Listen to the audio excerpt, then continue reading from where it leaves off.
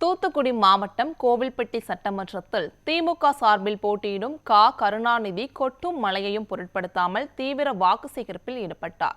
கோவில்பட்டி சட்டமன்ற தொகுதி ஒன்றியங்களில் உள்ள கிராமப்புற பகுதிகளில் மதசார்பற்ற முற்போக்கு கூட்டணி சார்பில் கோவில்பட்டி சட்டமன்ற தொகுதியில் போட்டியிடும் திமுக வேட்பாளர் Karunanidhi Salaipudhur EB colony, Kangankulam, railway colony உள்ளிட்ட பகுதிகளில் வீடு வீடாக சென்று மக்களை சந்தித்து திமுக அரசின் சாதனைகள் மற்றும் தேர்தல் வாக்குறுதிகள் குறித்து எடுத்துரைத்து உதயசூரியன் சின்னத்திற்கு வாக்களிக்குமாறு கேட்டுக்கொண்டார். இதற்கிடையில் பிரச்சாரம் நடைபெற்ற நேரத்தில் திடீரென கனமழை பெய்தது. எனினும் கொட்டும் மழையையும் பொருட்படுத்தாமல் கருணாநிதி தனது பிரச்சாரத்தை தொடர்ந்து மேற்கொண்டார்.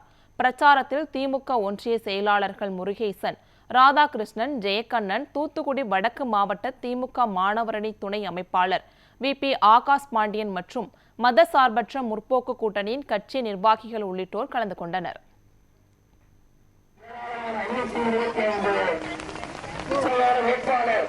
எல்லா மக்களிடமும்